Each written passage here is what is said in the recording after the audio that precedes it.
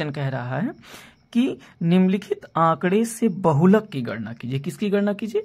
बहुलक की गणना कीजिए। ये निम्नलिखित आंकड़ों से बहुलक की गणना कीजिए। ये सारणी दी हुई है 1 3 3 5 5 7 7 9 और 9 11, इसमें बारंबारता 7। तो इसकी सारणी को पहले हम अपने अनुसार बना लें, ठीक है। तो देखते हैं। तो पहले आप प्रश्न कहाँ डालेंगे? यहाँ लिखेंगे। तो मैं करूंगा क्या, यहाँ पर डालूंगा उत्तर क्रमांक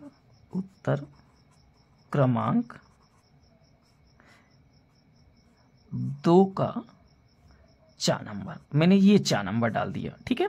अब आप कुछ भी करते हैं, कोई दिक्कत नहीं, ये डिजाइन बना लिए, ठीक है। अब देखिए हो क्या गया, इससे ये हो गया। अब हम क्या करेंगे, पहले तो सारणी हम बना लें अपने अनुसार। तो सारणी हमारी क्या दी हुई है? पहले सारणी वर्ग अंतराल लिखा है। क्या लिखा है? वर्ग अंतराल, ठीक है। दूसरे में क्या लिखा है? बारंबारता। क्या लिखी है? बारंबारता। अब ये बारंबारता हो गई। ये हमने सारणी अपने अनुसार बना लिया, ठीक है। अब वर्ग अंतराल में क्या है? हमारा जो पहला है वो 1 से 3 है, 3 से 5 है, 5 से 7 है, 7 से 9 है और 9 से 11 है, ठीक है। बारंबारता में क्या है? पहले वाले में 7 है, दूसरे में 8 है, तीसरे में 2 है, अगले में 2 है और फिर 1 है, ठीक है। अब इसके लिए ना तो अब हमें ज्ञात क्या करना है? ज्ञात करना है हमें बहुलक। क्या ज्ञात करना है? बहुलक। इस सारणी की हमें बहुलक ज्ञात करना है। तो बहुलक ज्ञात करने के लिए क्या करेंगे? अब तुम कहोगे कि सर जी हम जो है इसको यहीं लगाए दे रहे हैं, हमारी यहाँ सारणी बची हुई है, तो हम इसको हमारी ये इधर जगह बची है, तो क्या हम यहाँ लगा दें? ठीक है, ठीक, यहाँ हम लगा दें। तो नहीं, यहाँ लगाने की कोई आवश्यकता सवाल को नहीं है, हम आगे लगाएंगे, ठीक है। क्यों यहाँ नहीं लगाना है?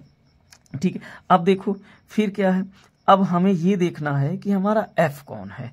तो जो इसमें बारंबारता वाले में देखेंगे, जो हमारा सबसे बड़ा अंक लिखा होगा वही हमारा क्या है? f है, ठीक है। जो इसके जस्ट पहले है वो हमारा f1 है, ठीक है। जो हमारा इसके जस्ट बाद है f के, वो हमारा f2 है, ठीक है।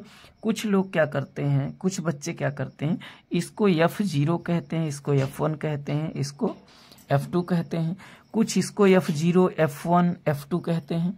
तो मैं भी बात आपसे बताऊंगा, सब समझ जाओगे। इसमें मैं समझा भी दूंगा, कॉपी तो लिख ही रहा हूं, लेकिन समझा भी दूंगा। अब देखिए ये हमारे पास हो गया। अब जो हम बहुलक के लिए हमारा जो सूत्र होता है वो क्या होता है, ध्यान से देखिए, आगे देखो। अब हम इस नए पेज पे आएंगे और यहाँ पर लिखेंगे बहुलक। बहुलक बराबर क्या होता है? L प्लस, ठीक है, कोष्टक में हमारा होता है F। ध्यान से देखना, जिसको हमने यहां पर माना है, बीच वाला जो सबसे अधिक वाला मेन पद है, इसको हम F कह रहे हैं। कोई इसको F0 कहता है, कोई इसको F1 कहता है। तो आप ये देखिए कि जो बड़ा पद है, जो सबसे अधिक बारंबारता वाले को हम पहले यहां लिखते हैं। समझ रहे हो ना? ये हमारा क्या है? सबसे अधिक बारंबारता है, ठीक है। सबसे अधिक बारंबारता में हम सबसे अधिक बारंबारता के पहले पद वाले को घटाते हैं, यानी F1 हमने ये माना है। फिर हम बटे लगाते हैं और 2F करते हैं, मतलब दो सबसे अधिक बारंबारता का 2 गुना, माइनस का F1 और माइनस का F2 करते हैं। बात समझ आई? मतलब कि सबसे अधिक बारंबारता पद का 2 गुना और माइनस का सब अधिक बारंबारता पद का पहली बारंबारता और ये जस्ट आगे वाली बारंबारता, ये कर देते हैं। बात समझ रहे हो? और गुणे में यहाँ h जाता है, हाइट, ठीक है। अब देखो तो L हमारा कौन है, F कौन है, F1 कौन है, F2 कौन है, ध्यान से देखिए। तो यहाँ पर मैं कहूँ तो हमारा ये है F1, ये है F2, ये है अधिक बारंबारता वाला F है, जस्ट पहले वाला F1 है और जस्ट इसके बाद वाला F2 है। L कौन है? तो ये जो हमारा होता है 3, ये 8 अधिक पद बारंबारता के सामने वाला ये छोटा वाला, 2 होते हैं, एक बड़ा एक छोटा। तो निम्न सीमा जो होती है वो हमारी क्या होती है? L होती है। और इसमें से इसको घटाने पर जो आता है वो हमारा H है। तो घटाने पर क्या है? H हमारा कितना है? H।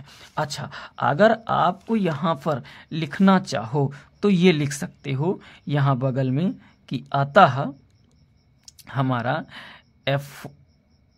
F बराबर 8, F1 बराबर हमारा 7, F2 बराबर हमारा कितना है? 2, और हमारा L बराबर हमारा कितना है? L कितना है? 3, और H बराबर हमारा कितना है? 5 में 3 चला जाएगा 2।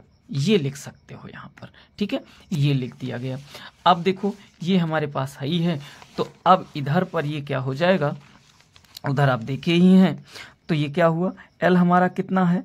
L हमारा 3 है, ठीक है, प्लस फिर F हमारा कितना है? F हमारा 8 है, माइनस F1 हमारा कितना है? F1 हमारा 7 है, F1 हमारा 7 है, ठीक है, बटे में 2F यानी 2 गुणे 8 माइनस F1, यहाँ F1 है तो माइनस F1, F1 हमारा 7 है, माइनस F2 हमारा कितना है? F2 भी हमारा 2 है। क्या है? 2 है, ये हो गया। और गुणे H हमारा कितना है? H भी हमारा 2 है। तो ये क्या हो जाएगा?